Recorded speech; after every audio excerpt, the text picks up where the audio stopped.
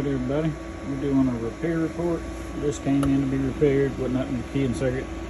This is the amplifier that was bought and it's going to be shipped out. So we're going to run this into that for the customer and we're going to drive it with this little Galaxy, which is no big, thanks, excuse me, y'all, just ate. Not a big bird watt radio, but 4-field, 2-field 1446.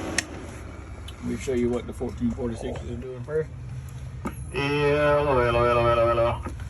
It's about 100 watts is what they're showing on my meter. We're in the dead key and swing. That's 500 watts low on the right, 1000 watt on the left. Let's see, dead key, about 50 watts.